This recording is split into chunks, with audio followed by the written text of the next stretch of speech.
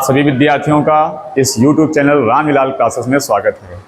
हम लोग बात कर रहे थे क्लास 12th में, पिछला जो वीडियो था वो ओम के नियम की बात हुई थी।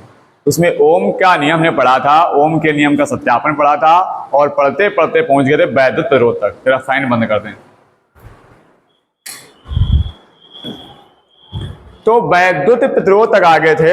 आज की जो वीडियो में पढ़ना है वो वैद्युत प्रतिरोध किस पर डिपेंड करता है, यानी किसको हम प्रतिरोध को अगर प्रभावित करना है, बदलना है, कम करना है, बढ़ाना है, घटाना है, कुछ भी करना है, तो प्रतिरोध किस किस पर डिपेंड करता है, कौन कौन सी राशियां हैं जिन पर वैद्युत प्रतिरोध हमारा डिपेंड करता है।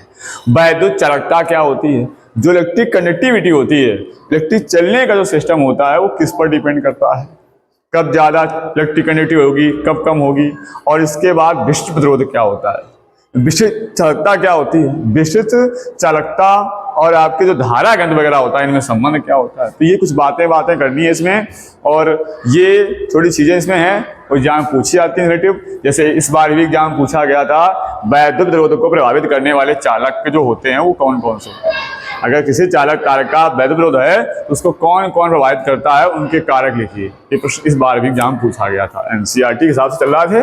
तो आइए थोड़ा सा याद दिला दें। ओम का नियम ने सिद्ध किया था कि किसी चालक तार की भौतिक अवस्थाएं ना बदली जाएं तो चालक तार के सिरों पर उत्पन्न विभवांतर तथा उसमें प्रवाहित धारा का जो अनुपात था वो नियत रहता है।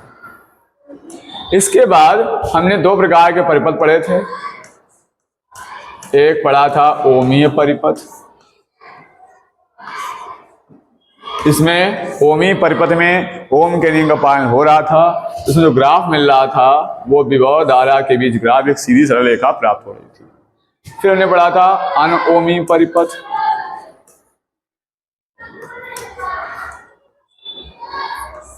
जो अनओमीय परिपथ था, इसमें जो विभव धारा के बीच ग्राफ आया था वो, अगर हम टॉर्च के बल्ब की बात कर रहे थे, उसका एग्जाम्पल था टॉर्च का बल्ब, तो इसमें कुछ ऐसा ग्राफ मिला था। अगर इसी में डायोड वगैरह होते हैं तो डायोड जो ग्राफ होता है कुछ इस टाइप का होता है, कुछ इस प्रकार। तो ये कुछ ग्राफ मिल रहे थे, ये बातें हो रही थी। हमें पढ़ना है वैद्युत प्रतिरोध कि वैद्युत प्रतिरोध क्या होता है। देखिए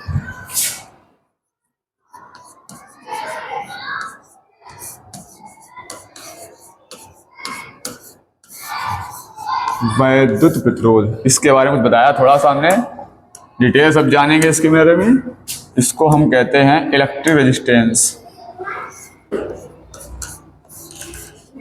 इलेक्ट्रिक रेजिस्टेंस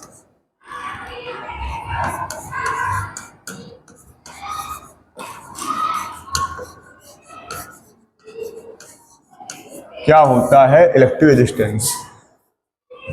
तो इसकी डेफिनेशन में थी R बराबर V अपान I से। किसी चालक तार के सिरों पर जो विभवांतर होता है और उसमें जो प्रवाहित धारा होती है, इनके अनुपात को वैद्युत प्रतिरोध कहते हैं। हमने ये कहा था ये प्रकार की बाधा है जो आयनों को प्रवाहित होने से रोकने का प्रयास करती है। प्रतिरोध जितना ज्यादा होगा तार का, उतना ही उसमें जो चालकता होगी इलेक्ट्रॉनों की वो कम रहेगी, इलेक्ट्रॉनों का फ्लो कम हो जाएगा। एग्जाम्पल दिया था कि एज ए ब्रेकर काम करता है वैद्युत प्रतिरोध। जैसे सड़क में ब्रेकर होते हैं, अगर ब्रेकर बहुत हैवी है तो वाहन की स्पीड उतनी ही ज्यादा कम आपको करनी पड़ेगी। अगर जो आपका ब्रेकर है वो थोड़ा नॉर्मल है तो वाहन की स्पीड आप थोड़ा बढ़ा के निकाल सकते हैं। तो ये एज ए ब्रेकर है जो स्पीड को कम करता है या करंट के फ्लो को कम करता है। इसका काम होता है वोल्टेज ड्रॉप करना, पोटेंशियल को ड्रॉप कर देता है। ये जो हमने कल फार्मूला निकाला था V अपान I, वो निकल के आया था, अगर याद हो, LM/ANE स्क्वायर टाउ। ओम के नियम से बात प्रूव हुई थी।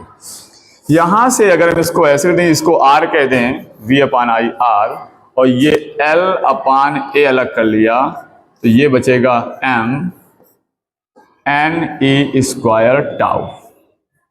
ये कुछ प्राचल चीजें इसकी हैं, ये हटा दी जाएं तो यहां से जो एक कंडीशन आती है वो R बराबर इसको रहता है रो, और ये होता है LA। ये रो क्या है, ये होता है विशिष्ट प्रतिरोध। रो यहां पर क्या है, विशिष्ट प्रतिरोध है।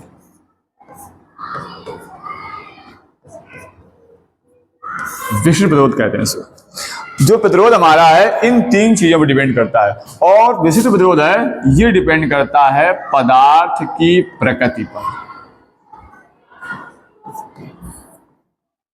पदार्थ की प्रकृति कैसी है, यानी हर एक पदार्थ का विशिष्ट प्रतिरोध अलग अलग होता है। लोहे का तार है उसका विशिष्ट प्रतिरोध अलग होगा, एल्यूमिनियम का तार है उसका विशिष्ट प्रतिरोध अलग होगा, चांदी का तार है उसका विशिष्ट प्रतिरोध अलग होगा। हर धातु के लिए अलग अलग विशिष्ट प्रतिरोध होता है, वो डिपेंड करता है पदार्थ की प्रकृति कैसी है। तो जो हमारा आर है वैद्युत प्रतिरोध है वो इन तीन चीजों पर डिपेंड करता है। तो इसको हम सकते हैं वैद्युत प्रतिरोध को प्रभावित करने वाले कारक। वैद्युत प्रतिरोध को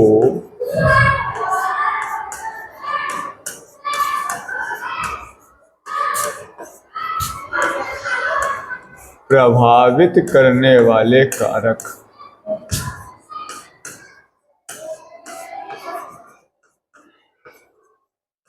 देखिए कौन कौन से कारक हैं जो वैद्युत प्रतिरोध को प्रभावित करते हैं। तो फार्मूला आपको मिला है R बराबर रोयल अपान ए। इस फार्मूले में आप देखेंगे पहली कंडीशन, तो R is proportional L। R जो आपका है, जो चालक का वैद्युत प्रतिरोध है, वो डिपेंड कर रहा है चालक की लंबाई पर। लंबाई का मतलब क्या है कि अगर चालक तार की लंबाई बढ़ाओगे, चूंकि R L के समानुपाती, अर्थात इसका मतलब हो गया कि अगर किसी चालक तार की लंबाई आप बढ़ा देंगे, जितना लंबा तार लेंगे उस चालक तार का वैद्युत प्रतिरोध भी उतना ही अधिक हो जाएगा। और जितना आप लंबाई कम करते जाएंगे उतना उसका वैद्युत प्रतिरोध कम होता जाएगा। तो यहां हम लिख सकते हैं अर्थात चालक तार का वैद्युत प्रतिरोध,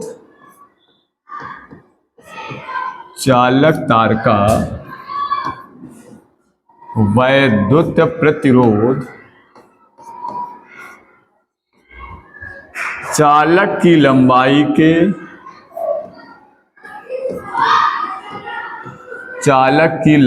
के समानुपाती होता है।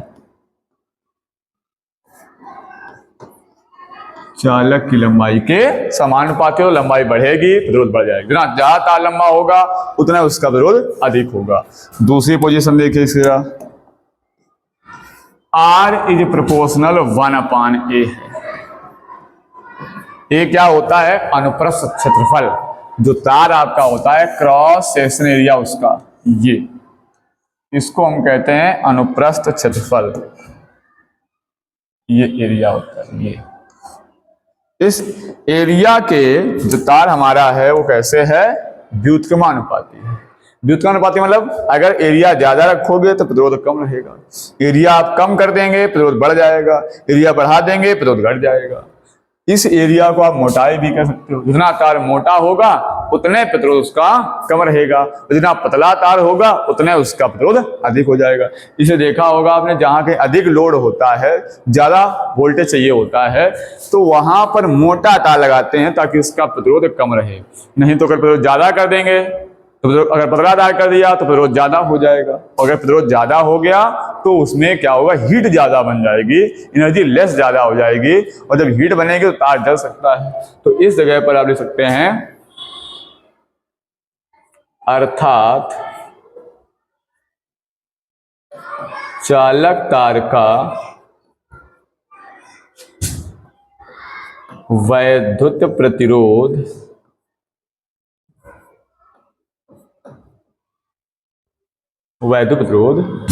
चालक के अनुप्रस्थ क्षेत्रफल यानी A के व्युत्क्रमानुपाती होता है। व्युत्क्रमानुपाती होता है यानी मोटाई पर डिपेंड करता है। अर्थात जितना तार मोटा होगा, ये भी लिख सकते हो आप, उसका उतना ही प्रतिरोध कम रहेगा, और तार जितना पतला होगा उसका प्रतिरोध उतना ही अधिक हो जाएगा। और तीसरी जो कंडीशन आपकी है वो तीसरी कंडीशन है R इज प्रोपोर्शनल रो। और रो क्या है? पदार्थ की प्रकृति है। रो का मतलब है, रो किस पर डिपेंड करता है? पदार्थ की प्रकृति पर। एक ही धातु अगर है उसके लिए पदार्थ की जो प्रकृति है यानी विशिष्ट प्रतिरोध है वो समान रहेगी। लोहे का ही तार है, बड़ा है या छोटा है, लंबा है चौड़ा, जो भी है उसका विशिष्ट प्रतिरोध समान रहेगा। तो R इज प्रोपोर्शनल रो का मतलब है कि जो प्रतिरोध है वो पदार्थ की प्रकृति पर निर्भर करता है। हर पदार्थ की प्रकृति बदलने से उसका वैद्युत प्रतिरोध भी बदल जाता है। तो ये तो तीन चालक तार को प्रभावित करने वाले कारक हैं। अगर प्रतिरोध चालक तार का है तो उसको प्रभावित कर सकते हैं इन तीन तरीके से। लेकिन इसके अलावा भी एक तरीका है जिसको आप कहते हो टेम्परेचर, ताप। चालक तार का जो प्रतिरोध होता है वो पदार्थ के ताप पर भी निर्भर करता है। यानी ताप के बदल जाने से, ताप के बढ़ने घटने से वैद्युत प्रतिरोध का मान भी परिवर्तित होता है। उसको कैसे समझाएंगे तो उसका एक समीकरण बनाएंगे, वो आपको दिखाएंगे, तो उससे आपको बात समझ आएगी कि जो प्रतिरोध होता है वो ताप के समानुपाती होता है, टेम्परेचर के। टेम्परेचर बढ़ेगा तो उसका प्रतिरोध बढ़ जाएगा, टेम्परेचर घटा दोगे प्रतिरोध घट जाएगा। यानी गर्म अगर तार हो गया है तो उसका प्रतिरोध ज्यादा हो जाएगा बजाय किसके? ठंडे तार के। तो ये है प्रतिरोध को प्रभावित करने वाले कारक। इनमें से क्या होता है कि कुछ क्वेश्चन बन जाते हैं कि किस प्रकार से लंबाई बदलेंगे तो कैसे आपका प्रतिरोध बदल जाएगा। तो इसके लिए जरा ध्यान देना पड़ेगा आपको एक प्रश्न के लिए। अगर हम ये कह दें कि कोई एक चालक तार है और उसी चालक तार को हम खींच दें और खींचने के बाद उसकी लंबाई बढ़ा दें तो उसका प्रतिरोध क्या हो जाएगा। जैसे मान लीजिए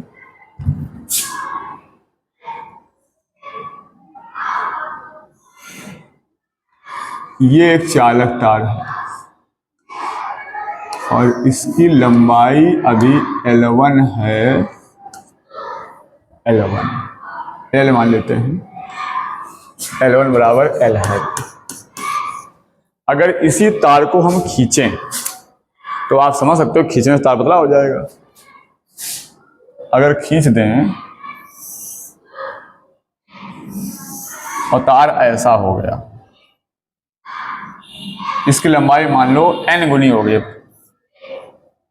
अब L2 बराबर हो गया n गुना इस तार को खींच दिया और इस जगह पर एरिया इसका मान लो A1 था और अब इसका एरिया बदल जाएगा क्योंकि तार पतला हो गया है तो A2 हो जाएगा। तो प्रतिरोध पर क्या प्रभाव पड़ेगा? यहाँ प्रतिरोध अगर मान लिया जाए इस जगह पर प्रतिरोध हमारा R1 है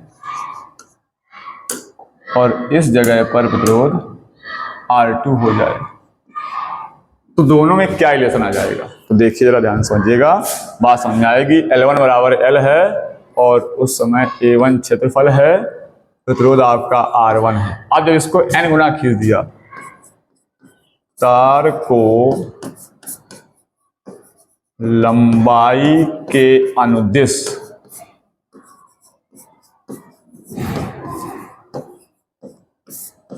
n गुना करने पर n गुना लंबाई से कर दो, अब L2 बराबर हो जाएगा NL और क्षेत्रफल क्या हो गया है? A2 हो गया है। अब प्रतिरोध R2 क्या हो जाएगा ये पता करना आपको। तो देखिए जब इस तार खींचेंगे तो खींचने से क्या होगा? इसकी लंबाई पर कोई प्रभाव नहीं पड़ेगा, सॉरी लंबाई पर प्रभाव पड़ जाएगा लेकिन इसके विशिष्ट प्रतिरोध पर कोई प्रभाव नहीं पड़ेगा क्योंकि पदार्थ चेंज नहीं हुआ है।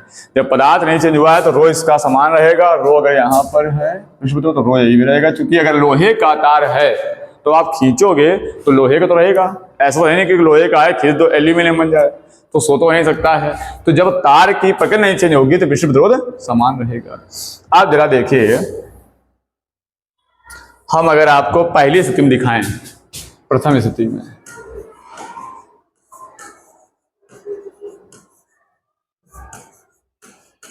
जब तार ये था तो इसका फार्मूला अभी आपने पढ़ा था प्रतिरोध का, R बराबर रो L बटे A। तो आप लिखेंगे R1 बराबर रो L1 अपान A1। क्योंकि आपका रो चेंज नहीं हो रहा है। इसको हमने इक्वेशन नंबर फर्स्ट कर लिया। अब द्वितीय स्थिति में क्या होगा? द्वितीय स्थिति में R2 बराबर, रो तो वही रहेगा क्योंकि पदार्थ चेंज हुआ नहीं है। लंबाई अब उसकी हो गई L2 और क्षेत्रफल हो गया है A2। ये इक्वेशन सेकंड हो गई। अगर दोनों को हम डिवाइड कर दें, equation first divide by second से, तो आप क्या मिलेगा? बाएं बाएं पक्ष डिवाइड हो जाएंगे और दाएं दाएं पक्ष। तो आप लिख सकते हैं इसको R1 डिवाइड बाई R2 बराबर, R1 की वैल्यू क्या है? रो L1 upon A1 divide by rho L2 upon A2। तो यहां से रो कट जाएगा, तो R1 अपान R2 बराबर आ जाएगा क्या? रो कट जाएगा तो ये ऊपर चला जाएगा, तो हो जाएगा L1 बटे L2 इंटू A2 बटे A1। ये एक आपको फार्मूला मिल जाएगा। अगर आपको L1 L2 पता है, A2 N पता है, तो आप निकाल सकते हो। अगर आपको A1 A2 नहीं पता है, एरिया नहीं पता है, तो आप क्या करोगे?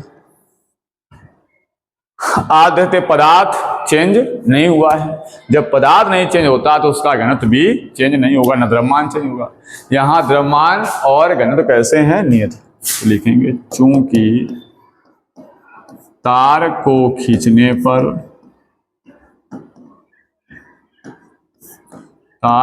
खींचने पर पदार्थ का घनत्व और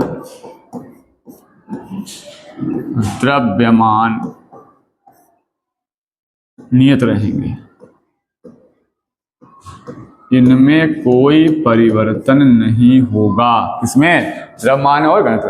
आयतन बराबर क्या होता है? द्रव्यमान गुणा घनत्व, इसलिए आयतन भी समान रहेगा। अतः पदार्थ का आयतन भी नियत रहेगा। आयतन भी क्या रहेगा? नियत। यानी अब आप लिख सकते हो कि V1 बराबर V2। इस तार का जो आयतन होगा वही इस तार का आयतन रहेगा, क्योंकि इनके द्रव्यमान और घनत्व में कोई परिवर्तन नहीं हुआ है। आयतन क्या होता है? आयतन होता है V बराबर AL, लंबाई गुणा चौड़ाई गुणा ऊंचाई, क्षेत्रफल और ऊंचाई। तो ये बन जाएगा A1 L1 और ये बन जाएगा A2 L2। यहां से अगर हम L1 इसके बटे ले आए L2 के, तो L1 बटे L2 बराबर A2 बटे A1। ये वैल्यू हमें पता है कि A2 बटे A1 बराबर क्या है? L1 बटे L2। यहां रख दिया करके, क्योंकि हमें पता है L1 बटे L2 बराबर क्या है? A2 अपान A1। तो अगर A2 बटे A1 का मान L1 बटे L2 यहां रख दें तो फॉर्मूला क्या हो जाएगा? देखो, R1 अपान R2 बराबर L1 अपान L2 इंटू A2 बटे A1 का मान भी हो गया L1 बटे L2। अब L1 गुणा L1 स्क्वायर बन जाएगा और L2 गुणा L2 स्क्वायर बन जाएगा। तो हम लिख सकते हैं इसको R1 अपान R2 बराबर L1 बटे L2 का होल स्क्वायर। अब मान रख देंगे, ये फॉर्मूला मिल गया आपको, जितने गुना कहे उतना आप मान सकते हो। अब यहां से इसे मान रखेंगे हम। L1 का मान था, आप पीछे बढ़ के आए हो देख सकते हो, लिखा है L1 का मान था L था और L2 का मान क्या था? NL था। रखिए जरा, तो लिखोगे आप R1 अपान R2 बराबर L1 का मान रखेंगे L और L2 का मान कर देंगे N गुना खींचा था तो NL, यहाँ देंगे NL, पूरे का क्या हो जाएगा? Whole square. ये आपका L से L कैंसिल हो जाएगा, ये L से L कैंसिल, तो बचेगा यहां पर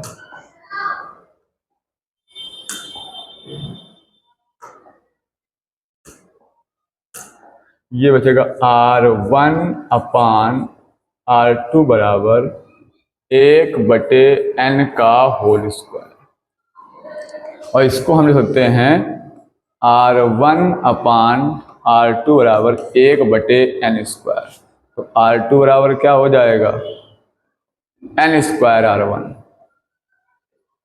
यानी अब जो प्रतिरोध है वो पहले प्रतिरोध का n स्क्वायर गुना हो जाएगा। कितना हो जाएगा, n स्क्वायर गुना। अगर इसी जगह कहता कि लंबाई 3 गुनी कर दी जाए यहाँ पर, तो यहाँ आप 3 लिख देंगे, 3 का स्क्वायर 9 गुना प्रतिरोध हो जाएगा पहले का। तो लंबाई बढ़ने से कितना प्रतिरोध बढ़ रहा है। अगर लंबाई पहले L थी और लंबाई तिगुनी कर दी जाए तो 3 का स्क्वायर 9 गुना प्रतिरोध हो जाएगा पहले का। अगर मान लो पहले प्रतिरोध होता 5 ओम इस कंडीशन पे, और लंबाई खींच के मतलब हम दुगनी करें, तिगुनी कर दें, मान लो 2 गुनी कर दी, n का बराबर 2 कर दिया दुगुना। तो अब जो R2 का मान आप निकालेंगे तो R2 बराबर क्या है, n स्क्वायर R1। तो R2 n 2 है, 2 का स्क्वायर 4, अब R1 5, तो 5 चौको 20 ओम बन जाएगा। यानी पहले प्रतिरोध 5 था, गुना हो गया 20 ओम हो गया लंबाई दोगुना करने से। तो लंबाई के बढ़ने से प्रतिरोध बहुत तेज बढ़ता है। इसमें अगर त्रिज्या बढ़ा देंगे, एरिया बढ़ा देंगे, तो भी आप फार्मूला निकाल सकते हैं। मान लंबाई ना बताए, आपको एरिया चेंज करने कह दे, तो फार्मूला क्या बन जाएगा। ये बेसिक फार्मूला है, इसको आप याद रखिएगा, इससे सब कुछ बन जाएगा। अगर इसी प्रश्न में आप लिख दे कि उसका हमने क्षेत्रफल बदल लिया है, तो R1/R2 रहा फार्मूला आपके पास है L1/L2 इंटू A2/A1। और अगर उसने L1 L2 नहीं दिए हैं, A1 A2 दिए हैं, तो इस फार्मूले कैसे आप चेंज कर देंगे। तो आपने पर रखा L1/L2 बराबर A2/A1,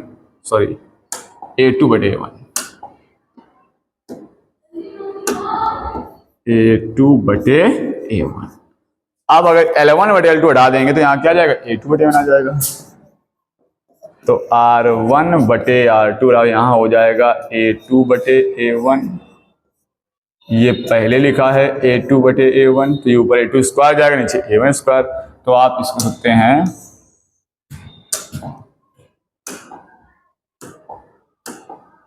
R1/R2 बराबर A2/A1 का होल स्क्वायर, तब ये फार्मूला बन जाएगा।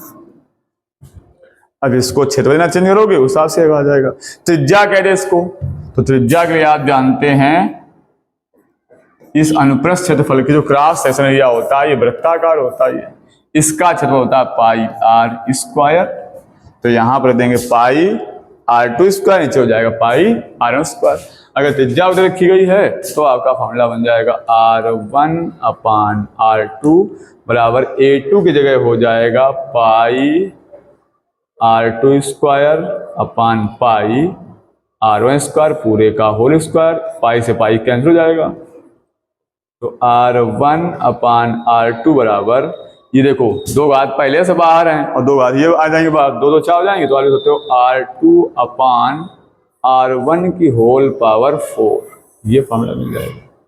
यानी कुछ भी चेंज करे उसका, चाहे त्रिज्या बता दे या लंबाई चेंज कर दे, तो कैसे आपका प्रतिरोध चेंज जाएगा वो यहाँ से आप निकाल सकते हो, अगर पदार्थ सेम रहता है तब। तो ये बात आपको समझ में आई होगी, जरूरी भी है, समझ में आना भी चाहिए। और इससे चूंकि कुछ सवाल वगैरह पूछे जाते हैं आपसे, जनरल क्वेश्चन कमेंट में पूछ दिए जाते हैं कि एक तार की लंबाई 3 नहीं कर दी, उसका हो जाएगा 9 गुना हो जाएगा। उसमें कई ऑप्शन लिखे होते हैं 3 गुना 1/9 गुना, तो इस टाइप से प्रश्न पूछ जाते हैं, तो ये आपको बात पता होना चाहिए। तो ये थी वैद्युत प्रतिरोध की बात। इसी वैद्युत प्रतिरोध को अगर हम व्युत्क्रम कर दें तो उसको हम कहते हैं वैद्युत चालकता। आइए देखिए वैद्युत चालकता क्या है।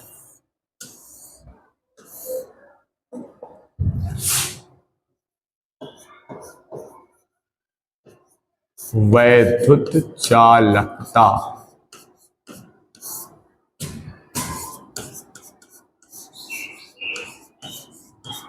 इलेक्ट्रिक कंडक्टिविटी, धारा का चलना, विद्युत का प्रवाह होना डिपेंड करता है प्रतिरोध पर। प्रतिरोध जितना कम रहेगा उतनी धारा आसानी से बहेगी, प्रतिरोध जितना ज्यादा होगा उसका विरोध ज्यादा होगा, धारा कम बहेगी। तो जो वैद्युत चालकता होती है वो वैद्युत प्रतिरोध का व्युत्क्रम होती है। वैद्युत प्रतिरोध बराबर होता है 1 बटे वैद्युत चालकता।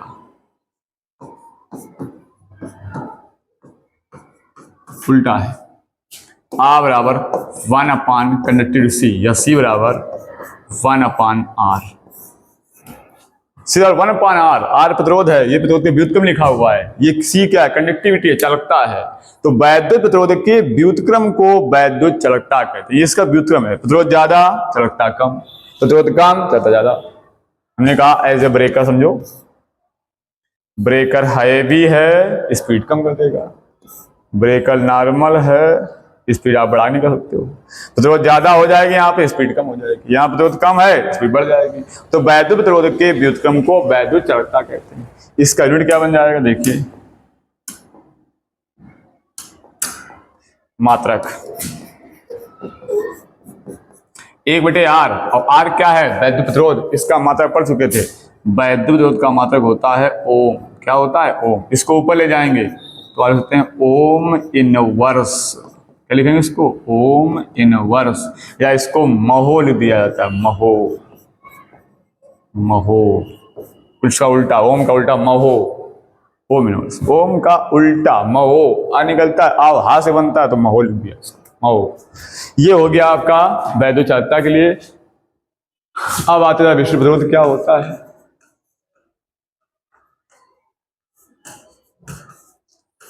विशिष्ट प्रतिरोध स्पेसिफिक रेजिस्टेंस, इसको प्रतिरोधकता भी कहते हैं, प्रतिरोधकता रेजिस्टिविटी कहते हैं, रेजिस्टिविटी क्या होती है। अगर कोई चालक तार है, उसके अंदर वैद्युत क्षेत्र है, अगर आपने बैटरी लगा रखी है, और वैद्युत क्षेत्र तथा धारा घनत्व J, इन दोनों के अनुपात को कहते हैं विशिष्ट प्रतिरोध। किसी चालक के अंदर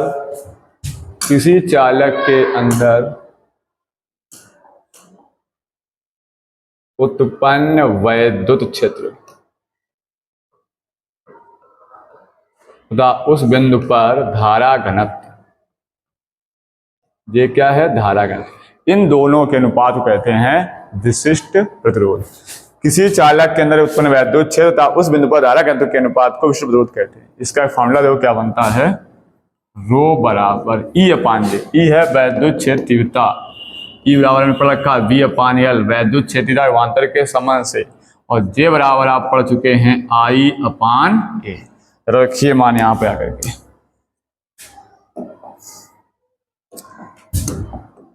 तो हो जाएगा रो बराबर ई की जगह वी अपान एल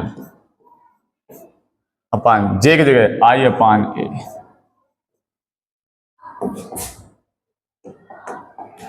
अब यहां से हो जाएगा आपका, ये ए जाएगा ऊपर, तो रो बराबर वी ए हो जाएगा, और नीचे हो जाएगा आई एल। अब ये देखो क्या लिखा है, वी अपान आई लिखा हुआ, और आपको पता है, क्योंकि आप जानते हो आर बराबर होता है वी अपान आई, वैद्युत प्रतिरोध के फॉर्मूले से। ये आर का मान लिखा हुआ वी अपान आई, अगर यहाँ आर रख देंगे तो रो बराबर हो जाएगा आर ए बटे एल। ये हो जाएगा विशिष्ट प्रतिरोध का फॉर्मूला। यही से बना था प्रतिरोध का फॉर्मूला, वहां से देखे जाकर के ये हमने किया था, आर ए बराबर रोयल, तो आर बराबर निकल आया था रोयल अपान ए। ये दोनों फॉर्मूले यहां से निकल आते हैं। अब इसका मात्रक चाहिए हो में, तो मात्रक क्या लिखेंगे इसका हम, यूनिट। आर वैद्युत प्रतिरोध है, वैद्युत प्रतिरोध का मात्रक क्या होता है, ओम होता है। ये हो जाएगा ओम इंटू ए क्षेत्रफल, क्षेत्रफल का मात्रक होता है मीटर स्क्वायर, अपान एल, एल लंबाई है, लंबाई का मात्रक होता है मीटर। 1 मीटर से मीटर कट जाएगा तो क्या बचेगा, ohm into metre, ohm into. ये आ जाएगा विशिष्ट प्रतिरोध का मात्रक। यहां से परिभाषा बना सकते हो आप विशिष्ट प्रतिरोध की। एक परिभाषा ये है, ये पान जैसे यहां से है क्या कि किसी चालक तार के अंदर उत्पन्न वैद्युत क्षेत्र धारा घनत्व के अनुपात को विशिष्ट प्रतिरोध कहते हैं। एक यहां से बना सकते हो रो बराबर आर ए पान एल से। यहां से कैसे बन जाएगी, अगर एकांक लंबाई का चालक तार आप लें और उसका अनुप्रस्थ क्षेत्रफल 1 मीटर स्क्वायर हो जाए तो रो बराबर क्या बचेगा, रो बराबर बचेगा आर। तो जितना उसके स्नो वैद्युत प्रतिरोध होगा वही बन जाएगा विशिष्ट प्रतिरोध। एकांक लंबाई के चालक का अनुप्रस्थ क्षेत्रफल एकांक है तो उसके स्नो पर उत्पन्न वैद्युत प्रतिरोध को विशिष्ट प्रतिरोध कहते हैं। एक ही परिभाषा बन जाएगी। अब जैसे वैद्युत प्रतिरोध के व्युत्क्रम को कहा था वैद्युत चालकता, उसी प्रकार से विशिष्ट प्रतिरोध अगर हम व्युत्क्रम कर दें तो बन जाएगी विशिष्ट चालकता। विशिष्ट चालकता ये क्या होती है, हाफ सिग्मा होती है। हाफ सिग्मा 1/ρ होता है। विशिष्ट प्रतिरोध के व्युत्क्रम को, जैसे यहाँ लिखा था वैद्युत प्रतिरोध के व्युत्क्रम को वैद्युत चालकता कहते हैं, वैसे यहाँ विशिष्ट प्रतिरोध के व्युत्क्रम को विशिष्ट चालकता कहते हैं। इसका जो यूनिट बनेगा तो 1/ρ का मात्रक लिखा ओम इंटू मीटर, तो यहाँ आ जाएगा ओम इंटू मीटर। अब ओम जाएगा ऊपर तो बन जाएगा ओम इनवर्स, और मीटर ऊपर जाएगा तो मीटर इनवर्स, या इसको सकते हैं ओम इनवर्स मीटर। ये बन जाएगी वैद्युत चालकता। तो इस प्रकार से कुछ चीज़ें थी, ये इंपॉर्टेंट चीज़ें हैं, यूजफुल हैं, पूछी जाती एग्जाम में, इनकी आवश्यकता पड़ती न्यूमेरिकल में, तो इनको अच्छे से तैयार कर लीजिएगा।